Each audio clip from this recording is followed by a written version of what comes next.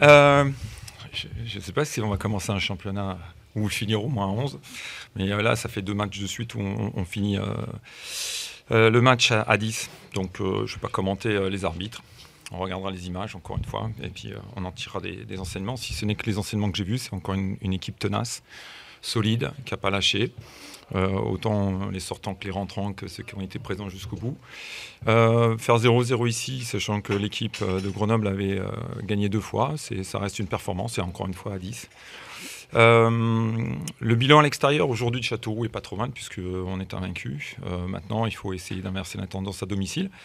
Mais avec vraiment l'état d'esprit affiché, l'unité, la combativité, voilà, il suffit de retrouver un petit peu d'élan offensif, d'équilibre offensif, mais ça va pas tarder, je le souhaite. Et là, la priorité, c'est de rentrer rapidement, de récupérer, puisqu'on a un match mardi. Mais bon, moi, je vais pas. On en parlait avec les arbitres avant.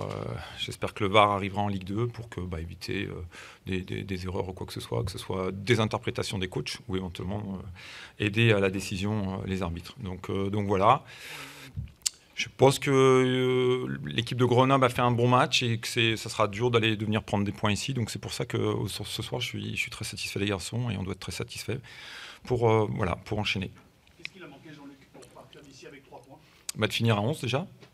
Tu as remarqué qu'on n'avait que des attaquants pratiquement sur le banc. Donc on avait ce projet de tenir, d'avancer, puis après de faire entrer des joueurs offensifs. Donc on avait vraiment l'ambition de faire quelque chose ce soir. Mais à 10 contre 11, on l'a fait, puisque ne pas prendre de but et de revenir avec un point ici, c'était peut-être le maximum qu'on pouvait faire ce soir. Les rentrants ont bien entamé, bien rentré, même si ils ont dû beaucoup courir, beaucoup défendre, parce qu'à ce moment-là, on n'avait pas le ballon. Il y a encore eu 2-3 contre où je pense qu'il y avait mieux à faire, mais vous êtes presque en surnombre.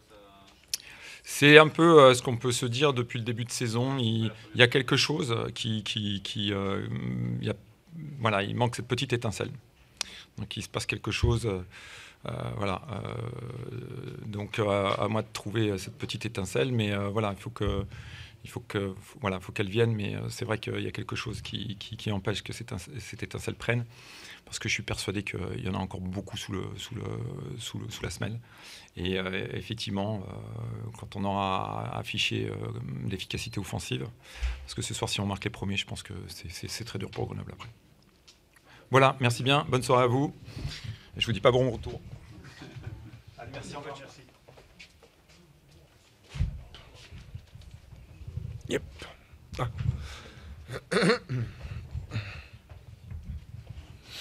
Qu'est-ce qu'il a manqué pour ramener les 3 points ?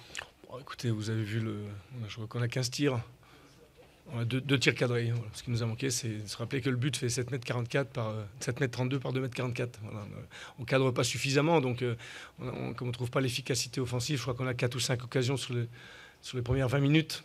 Bon, donc ça nous manque forcément de marquer dans nos temps forts, ou alors sur la fin du match, de pouvoir clôturer le match en marquant. Et entre les deux, on permet aussi à Châteauroux de se créer des situations, parce qu'ils ont des joueurs avec des profils très intéressants.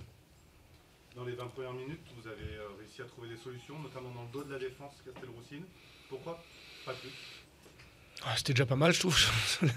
Sur 15-20 minutes, c'est pas toujours facile. Après, je trouve que c'est bien adapté au système de l'adversaire, avec des courses effectivement rentrantes, pas mal de profondeur, aussi le milieu de terrain où on a trouvé pas mal de supériorité numérique du coup. Donc avec un bon rythme, j'ai vraiment bien aimé ces 15-20 premières minutes. On a pas plus, on s'est créé quand même des occasions nettes, donc je trouve que c'est déjà pas mal, voire très bien.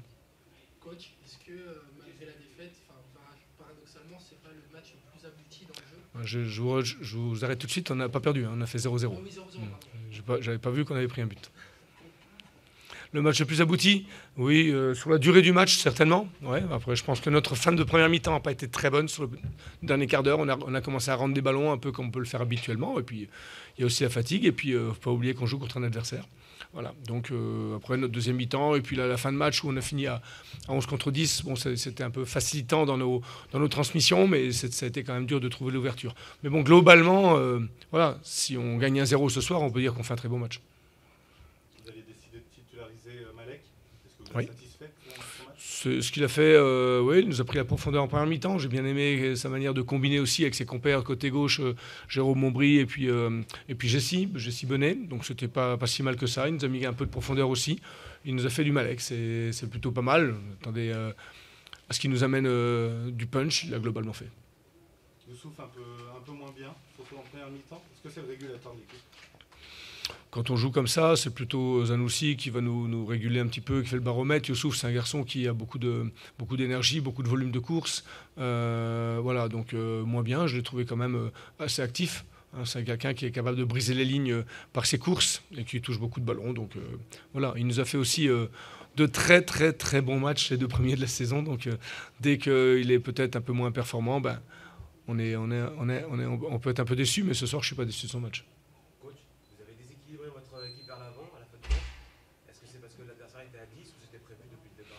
Non, c'était voir les solutions qui peuvent s'offrir à nous en fonction de l'évolution du match. Bon, on a commencé en 4-3-3, on a continué assez longtemps comme ça.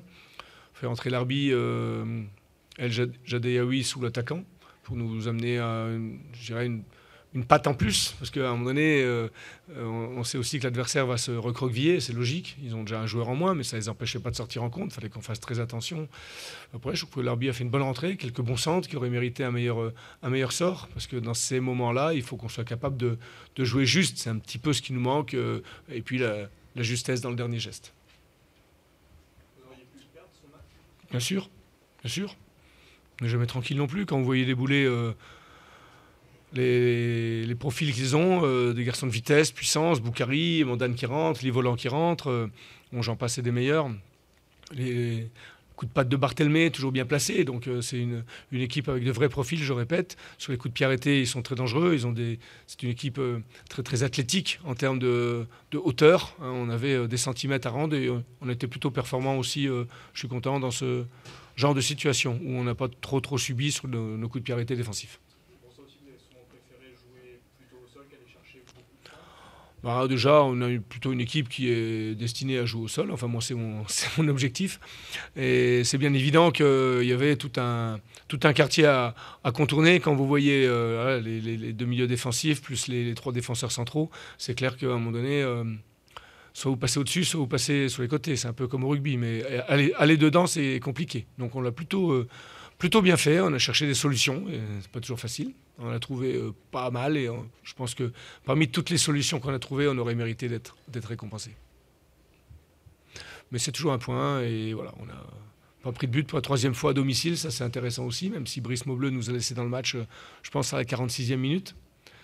Donc voilà, tant mieux pour nous et bravo à lui. Vous n'avez pas marqué non plus 2 fois de suite? Comment?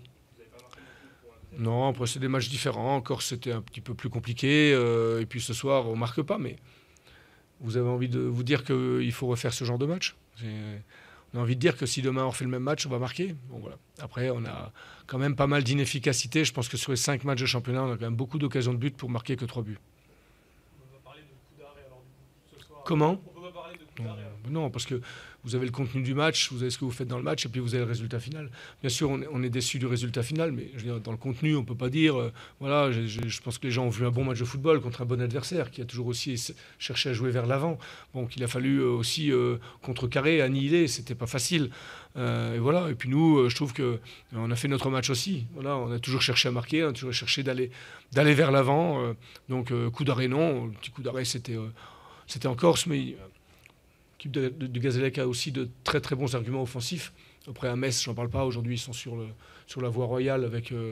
Voilà, donc pour nous, c'est pas 2 défaites non plus dont on a à rougir la semaine dernière. Voilà, merci.